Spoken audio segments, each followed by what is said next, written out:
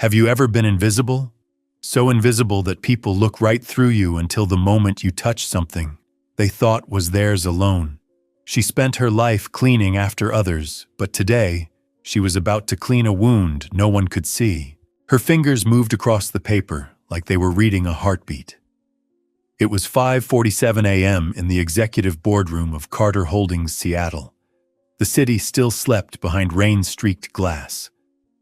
Lydia Brooks, 28, petite, light brown hair, pulled into a careful bun, warm eyes that rarely met anyone's gaze, pushed her cleaning cart between leather chairs. This shy girl had learned early that being unnoticed was safer than being seen. She wasn't supposed to touch the desks. But there it was. A single sheet of paper, ivory-colored, lying near the CEO's chair. Not printed. Raised dots catching the dim overhead light. Braille. Her breath caught. She glanced at the door. Empty hallway. Her mother's voice whispered in her memory, "Your hands can see what eyes cannot, darling." Slowly, Lydia set down her spray bottle. Her fingertips hovered, then descended. The dots formed words beneath her touch, soft as prayer. When you stop feeling, you stop living. She froze. This wasn't a memo. This was a wound. Behind the tinted glass wall of the adjoining office, a shadow shifted. Evan Carter, 34, cool, composed gray suit, perfectly pressed, stood perfectly still, watching. His jaw tightened. She read my late wife's letter, a cleaner. Lydia didn't see him. She carefully placed the paper back exactly where it had been. Her hands trembled as she picked up the spray bottle again, as if she'd touched something sacred she had no right to hold. This heartwarming moment of respect unknown to her would change everything. She looked up one last time, the room still empty, and disappeared into the hallway, her cartwheels squeaking softly against marble floors. Evan remained in shadow, his frown deepening as he watched her go. What he'd just witnessed was nothing short of inspirational, a stranger treating his deepest pain with reverence. What hidden past connects a shy girl's gentle touch to a CEO's deepest grief? Lydia's apartment was a study in smallness. One room, a kitchenette, a window facing a brick wall. But on the wall beside her bed hung a wooden plaque, its surface carved with raised dots. Braille. I see you even when I can't. Her mother's words. She touched it every night before sleeping like a ritual. Mrs. Reed had been gone 3 years now, heart disease, sudden and merciless. But Lydia still felt her everywhere. In the careful way she folded towels, in the quiet way she moved through the world, trying not to be noticed. Her mother had lost her vision at 45. Instead of retreating into bitterness, she'd learned to see through touch, through sound, through love. And Lydia had learned Braille so they could write to each other, so her mother wouldn't feel so alone in the dark. It had been the most inspirational period of her life, even as she watched her mother fade. You have a gift, her mother used to say, running her fingers over Lydia's notes. Tita, don't hide it just because the world doesn't notice. Voiceover invisible but capable, she carried a gift no one noticed. But the world had never noticed this shy girl. Not in high school where she ate lunch alone. Not in college, which she'd left after one semester when the money ran out. Not in the office building where she cleaned invisible as air. The next morning, she arrived at Carter Holdings at 5:30 a.m., her usual time. The lobby was still dim, but one light was always on the security desk, where Mr. Dennis Hale sat with his coffee and his worn paperback. "Morning, Lydia," he said warmly. 62 silver hair eyes that actually saw people. "You're looking thoughtful today." She managed a small smile. "Just tired, Mr. Dennis." Tired or troubled, there's a difference. He poured her a cup from his thermos, something he'd done every morning for 2 years. "You know, my wife used to say the quietest people carry the loudest truths." Lydia wrapped her hands around the warm cup. I'm just a cleaner, sir. I don't carry anything important. That's where you're wrong. He leaned back in his chair. I've watched a lot of people come through these doors. The ones who strut in with their briefcases and their titles. Half of them are empty inside. But you, he smiled gently. You notice things. You care. That's not nothing. You don't need to hide your gift, Lydia, Mr. Dennis added softly. The smallest thing can be remembered forever. Lydia smiled faintly. Who would care what a cleaner can do? She wanted to believe him, but caring had never changed her station. Upstairs, the executive floor hummed with controlled ambition. Evan Carter's office occupied the northwest corner, floor-to-ceiling windows, minimalist furniture, a desk clear of clutter except for one locked drawer. Inside that drawer, 17 letters in Braille, all from his wife, Natalie. Written after the car accident that left her blind, written during the 2 years they'd fought together, hoping, praying. Written until the illness came and hope became something smaller, sharper. He hadn't opened the last letter. Couldn't. It had been sitting in that drawer for 18 months. Mr. Carter, Harper Lynn. His assistant appeared in the doorway. 32 sharp, blazer-sharper eyes, pragmatic to the point of coldness. The presentation for the Westbrook merger is ready. I've arranged the Braille materials for their visually impaired partner, Mr. Chen.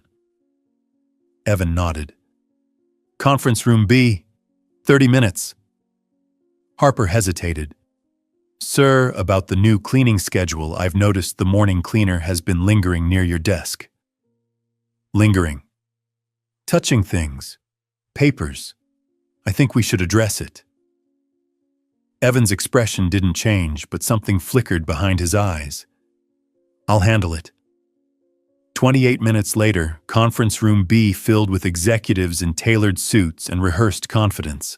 Evan stood at the head of the table, his presentation crisp and emotionless, exactly what they expected from him. Since Natalie's death, he'd become a machine. Efficient, untouchable. Harper distributed folders with practiced efficiency. When she reached Mr. Chen's materials, she stopped. Her face paled. These were supposed to be in Braille format. There's been an error, these are just standard printed pages. Silence dropped like a stone. Mr. Chen, a dignified man in his 60s with kind eyes behind dark glasses, tapped his cane lightly against the table leg. Perhaps someone could read them aloud? I apologize for the confusion, Evan said, his voice flat as winter.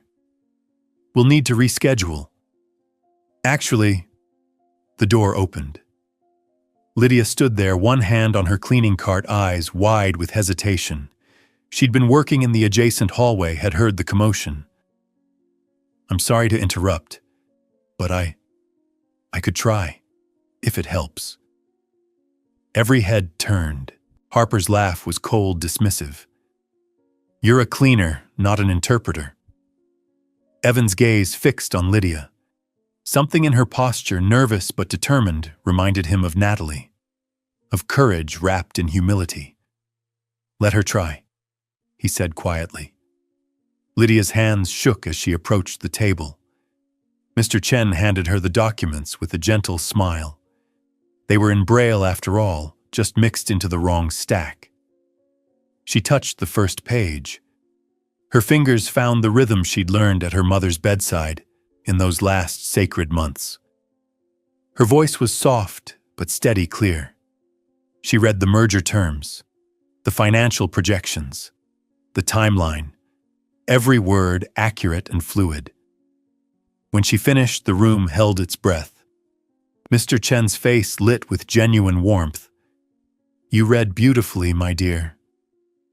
Where did you learn from my mother, sir? She lost her vision, so I learned to be her eyes. Something cracked in Evan's chest. Just a hairline fracture, but he felt it. The energy in the room shifted.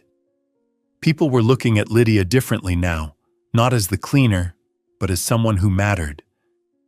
This heartwarming display of hidden talent was changing perceptions in real time. Evan's gaze deepened as he watched her. Who is this woman? Could one small act of service unlock a door that grief had sealed shut? By afternoon, Harper had reviewed the security footage. She found Lydia at the CEO's desk that morning touching the paper, found her near the private office, found her in Harper's mind exactly where she didn't belong. "Mr. Carter, we have a situation." Harper entered his office, her tablet thrust forward. "The cleaner. She's been accessing your desk.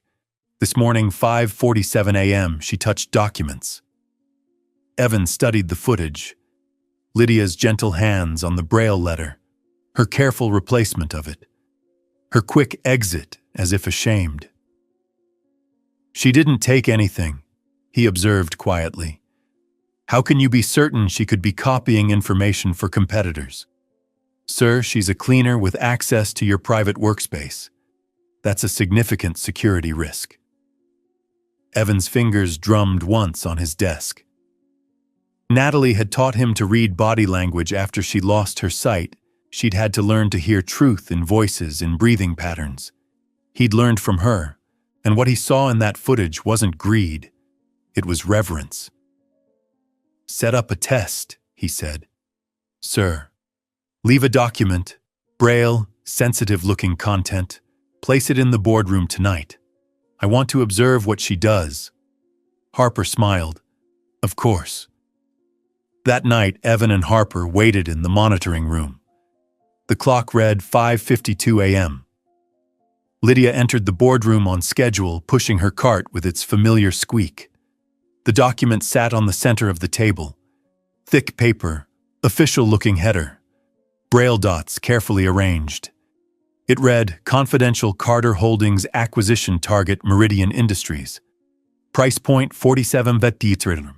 Unauthorized disclosure will result in legal action." Entirely fabricated, but convincing. Lydia saw the paper. Her cleaning rag slowed. She glanced around the empty room, then approached. Her fingers touched the first line. Evan leaned forward, watching intently. Lydia read 3 words, then stopped. Her hand pulled back like she'd touched fire. She stood there staring at the paper, then shook her head softly. "This is private," she whispered to the empty room. "I shouldn't read it." She placed the paper back in its exact position, smoothed her hand over it once, almost apologetically, and walked away, returning to her cart. Harper exhaled in frustration. She didn't take the bait. "No," Evan said softly, something shifting in his expression. "She passed the test." "That doesn't prove anything?" "It proves she has integrity." Evan's voice was firm now. Someone who recognizes boundaries might also know how to keep confidences. "Leave it, Harper."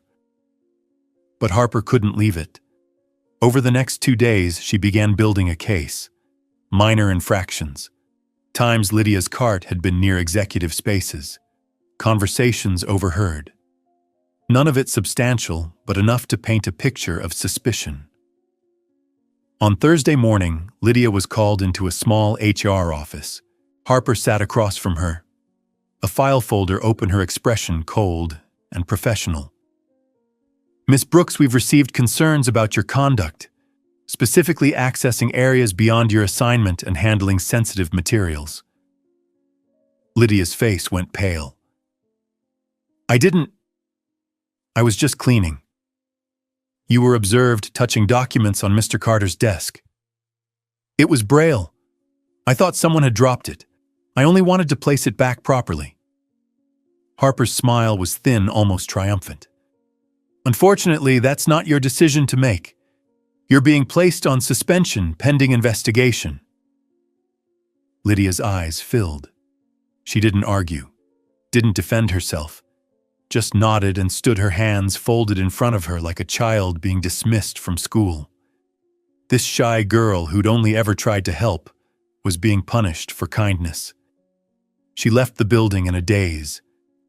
Mr. Dennis caught her in the lobby, concern etched deep in his weathered face. Lydia. What happened? I'm suspended, she whispered, her voice breaking. They think I was doing something wrong. His face hardened. Who decided that? Ms. Lynn. She said I can't be trusted. Mr. Dennis shook his head slowly. I've been watching people for 40 years, Lydia. I know who belongs and who doesn't. You belong. Don't let anyone convince you otherwise. But his kindness couldn't stop the tears. She sat in the break room for a moment, eyes wet, remembering her mother's gentle voice. Don't be afraid of the light, darling. It never hurts anyone. The truth will speak for you, Mr. Dennis said softly, placing a comforting hand on her shoulder. She went home, sat on her small bed, and stared at her mother's plaque through blurred vision. I see you even when I can't. I don't think anyone sees me, Mama, she whispered to the empty room. That evening, Evan reviewed the security tapes again. Not Lydia's. Harper's. He'd had a feeling, a small nagging instinct, that something wasn't adding up. So he'd asked security to pull Harper's access logs for the past 6 months. What he found was deeply troubling. Harper had been in his office 14 times without authorization. She'd accessed his filing cabinets. She'd photographed documents, merger plans, financial reports, personnel files, and she'd been in contact with a reporter from a business journal known for publishing leaked corporate information. Evan called her into his office at 7 p.m., his face carved from ice. Sit down, Harper. She sat still, confident, still sure of her position. If this is about the cleaner, I stand by my assessment. It's about you. He turned his monitor toward her. Security footage. Her hands on his files. Her phone camera clicking. Her face drained of color. You've been selling information. Evan set his voice like winter. To competitors. To the press.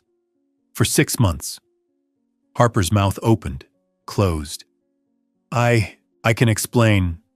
No, you can't. He stood towering over her. You built a case against an innocent woman to distract from your own actions. You used her vulnerability as cover. She's nobody. Harper's voice cracked, defensive and desperate. She acts meek to get sympathy. You always believe people like that. People who show integrity, who treat others with respect. Evan's eyes were hard as stone. My wife taught me to look for character, not status. This time I'm not wrong. Harper's hands trembled. You're terminating me.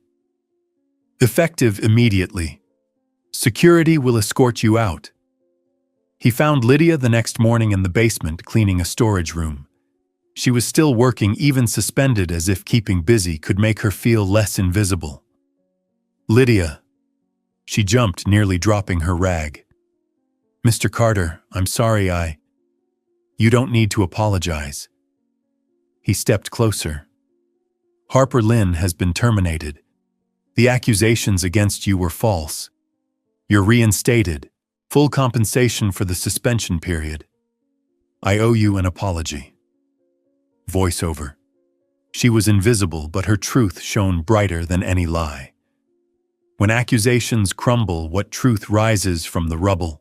She stared at him, disbelief written across her face. Relief flooded her eyes before she could stop it, sharp and sudden and overwhelming. I don't understand, she whispered. Harper was the one sharing confidential information. You were innocent. I'm sorry you were treated that way. Tears spilled down Lydia's cheeks before she could stop them. Thank you, she breathed. Evan hesitated, his usual composure cracking at the edges. Then he said something he hadn't planned to say, something that had been building since he'd watched her read that letter. Can I ask you something? She nodded, wiping her face with trembling hands. That letter. On my desk. The one you touched. Did you read it? She froze her face, going pale again. I'm sorry. I didn't mean to intrude. It was just there and I'm not angry. His voice was softer now, almost vulnerable. I want to know what it said. Lydia's voice was barely audible. When you stop feeling, you stop living. That's all I read. Then I put it back. Evan closed his eyes. The words hit him like they always did, sharp, true, unbearable. Natalie's words. From her 5th letter written 3 months before she died. He'd read that one. But the last letter, the 17th, still sat in his desk, untouched, unread, unopened, for 18 months. My wife wrote that, he said quietly, his voice rough with old pain. She lost her vision in an accident. I was driving. The admission hung in the air like smoke. She spent 2 years learning to navigate darkness, learning Braille, writing me letters because she said it helped her feel connected. His jaw tightened. And then she got sick, and I couldn't save her. Lydia's heart broke for him, for this man who'd built walls so high he could barely see over them. I'm so sorry. She left me letters, in Braille, 17 of them. He looked at Lydia, and for the first time his armor fell completely. I've read 16. His voice cracked. I can't read the last one. I've tried. I sit at my desk and I take it out and I can't. Why? The word came out broken, because when I read it, she's really gone. The silence between them was sacred, heavy with shared grief. Would you? Evan's voice was hoarse, barely holding together. Would you read it for me? Lydia's breath caught. Mr. Carter, Please. His eyes were red-rimmed, desperate. I need to hear it, but I can't do it alone. I haven't had the courage to read the last one. Could you help me? They went to his office after hours. The building was empty, the city glowing beyond the windows like distant stars. Evan unlocked his desk drawer with shaking hands and pulled out a small envelope, its edges worn from being held too many times without being opened. He handed it to Lydia. She opened it with reverent care. The paper was softer than the others, thinner, as if Natalie had been weaker when she wrote it. Lydia's fingers found the first line, trembling. Her voice was gentle, catching on the edges.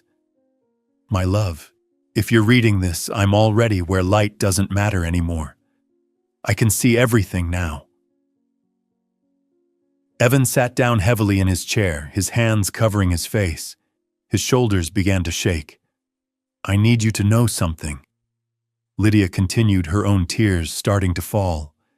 The accident wasn't your fault. You've carried that like a stone in your chest, and I need you to put it down. You didn't take my sight.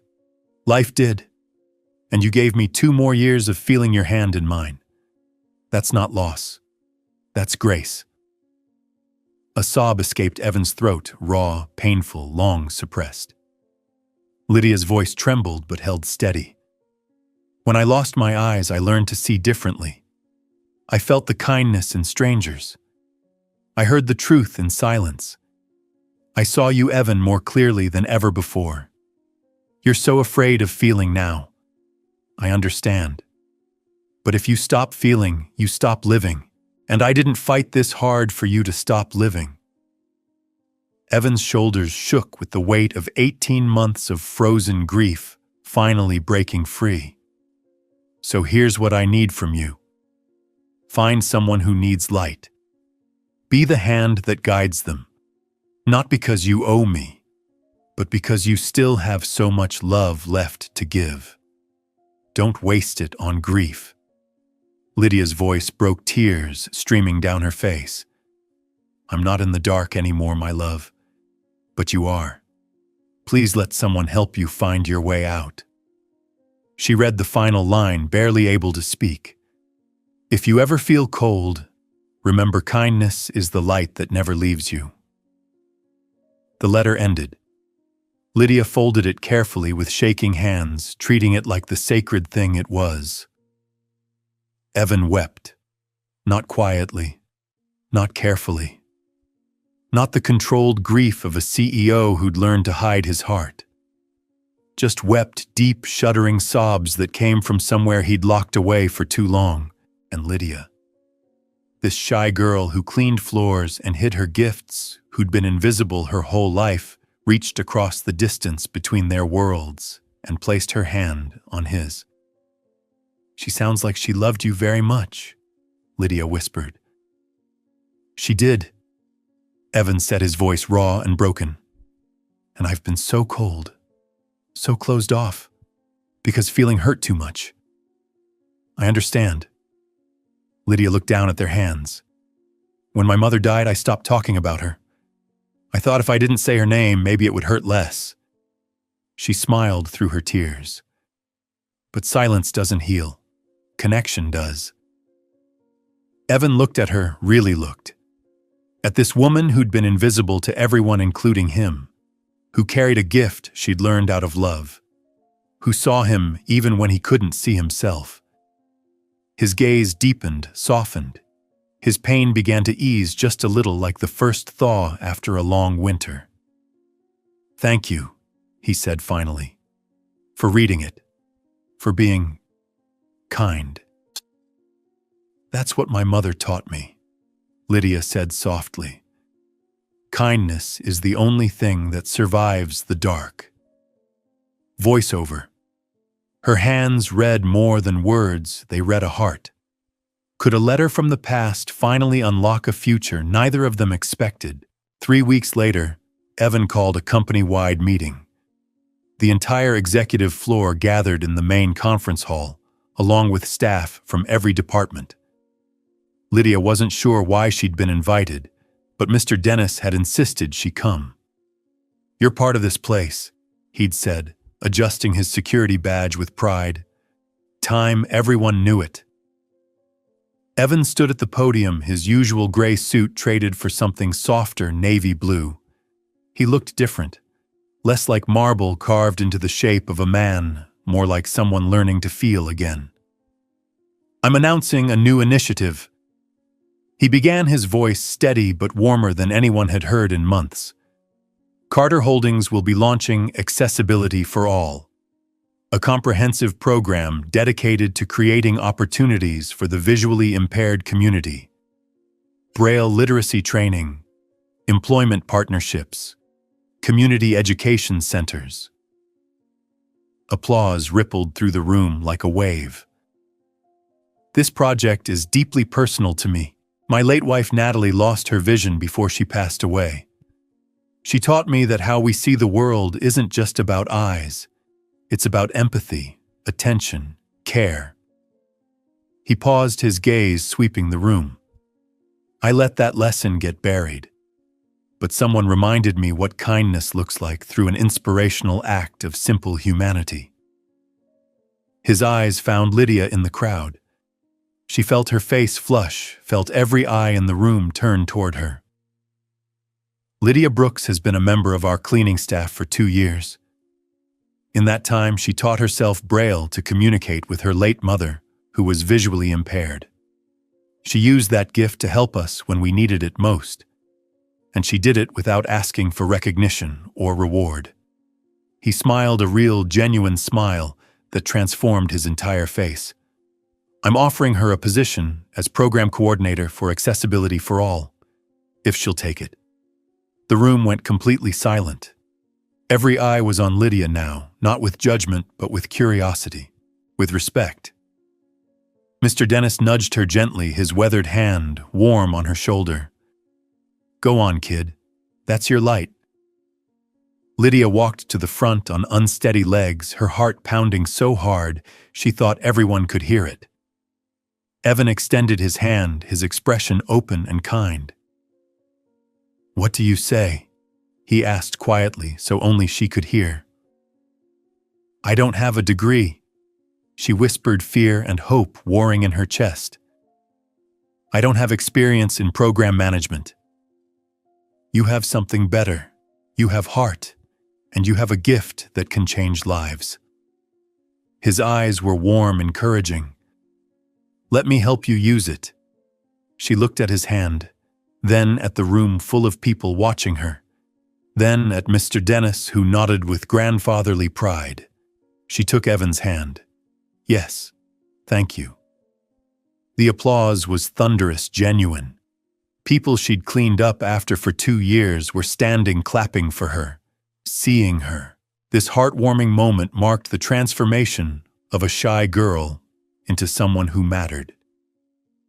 Later that afternoon, in her new office, small but hers with a window that actually looked out at the city instead of a brick wall, Lydia hung her mother's Braille plaque on the wall behind her desk. "I see you even when I can't." Evan stopped by, leaning casually in the doorway, his tie loosened. "Nice space." "I still can't believe this is real." She touched the plaque gently. "I keep thinking I'll wake up and still be pushing my cleaning cart." "It's real, and you earned it." He stepped inside, hands in his pockets. "I also wanted to tell you Harper posted a public apology. Online.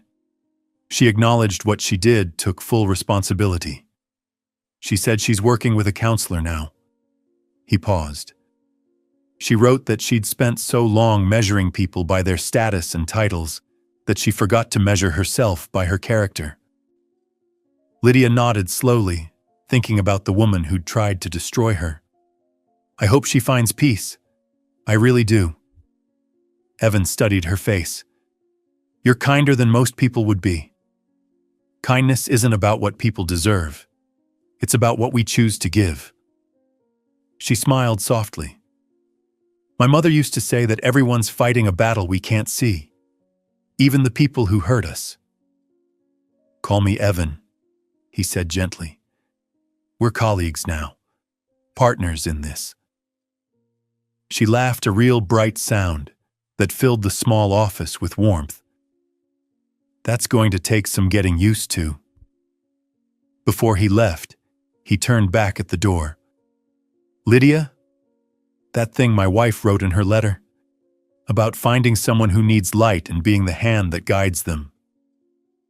"Yes. I think I understand what she meant now." His voice was soft, vulnerable. "You were that person for me. You didn't know it. I didn't know it at first. But you were." He met her eyes. "Light doesn't only come from the eyes, does it?" "No," she agreed quietly. "It comes from the heart." They looked at each other across the small office, two people who'd each lost someone they loved, who'd each been lost in the dark, now finding their way toward the same light. No more words were needed. When kindness finally gets its name, how brightly can one life shine? Healing, payoff, full circle, 28 Izuru. 3 Izuru characters. 1 year later, the community center on Fifth Avenue bustled with life. Children's laughter echoed down hallways painted in warm yellows and soft blues colors chosen to feel like sunshine, even on Seattle's grayest days. In a sunlit classroom on the 2nd floor, Lydia Brooks sat at a round table surrounded by 8 children ages 6 to 12. All visually impaired, all eager, curious, full of questions. "Okay," Lydia said, her voice bright with patience and joy. "Let's practice the alphabet again. Remember, each letter has its own pattern. Your fingers will learn to dance across the page." A little girl named Sophie, 7 years old, with thick glasses and a gap-toothed grin, giggled. "My fingers can't dance, Miss Lydia. They just wiggle." "Sure they can. Watch well feel." Lydia placed Sophie's small hand over a Braille page, guiding her gently. "Feel that those 6 dots make the letter B. Now you try on your own." Sophie's face scrunched in fierce concentration. Then her expression transformed wonder, spreading across her features like sunrise. "I feel it. I really feel it." "That's right. You just read your first letter. You're a reader now, Sophie. The other children clapped and Sophie beamed with pride. It was an inspirational moment that happened dozens of times each week, children discovering they could learn that their vision didn't define their abilities. In the doorway, unnoticed, Evan watched. He came by once a week now, sometimes more, not to supervise or check on the program's metrics, just to see the light he'd almost missed. The light Natalie had told him to find. Mr. Dennis appeared beside him, 2 paper coffee cups in hand. His ritual hadn't changed, even though Lydia didn't need him to bring her coffee anymore. She's really something, isn't she? She's better than good. Evan accepted the cup, his eyes never leaving Lydia. She's changing lives, every single day. So are you, son. This whole program, the scholarship fund, the partnerships with schools. Mr. Dennis sipped his coffee thoughtfully. Your wife would be proud of what you've built here. Evan's throat tightened the way it still did sometimes when someone mentioned Natalie. But it didn't hurt the way it used to. Now it felt like a gentle ache, manageable, even sweet. I hope so. I really hope so. I know so. You took your grief and turned it into something that matters. That's not easy. Takes courage to do that. Inside the classroom, Lydia looked up and caught sight of them. Her face lit up that same warmth, but brighter now, more confident. She waved. Evan waved back, smiling. After class, as the children filed out with their parents, each parent thanking Lydia, some with tears in their eyes. Lydia joined them in the hallway, where afternoon sun poured through tall windows. You didn't have to come by today, Evan. She said, though, her smile said she was glad he had. I wanted to. How's the new curriculum expansion going? Really well. We're launching in 3 more locations next month, Portland, Tacoma, and Spokane. She shook her head in amazement. I never thought I'd be doing this. Teaching, building something, helping families. You've always been helping people, Lydia. Now people just see it. They walked together toward the main lobby where late golden light painted everything warm. On the wall hung a bronze plaque, polished and gleaming, Carter Holdings Accessibility for All Initiative, in memory of Natalie Carter, founded on the belief that kindness is the light that never leaves you. Lydia touched it gently, reverently. She had such beautiful words, such a beautiful heart. She did. Like someone else I know. Lydia looked at him, and something passed between them, something that had been growing quietly over the past year. Not quite romance yet, but the beginning of something real and true. 2 people who'd been lost in different kinds of darkness, finding their way toward the same light. Learning to feel again, learning to hope. Thank you, she said softly, for seeing me when I was invisible.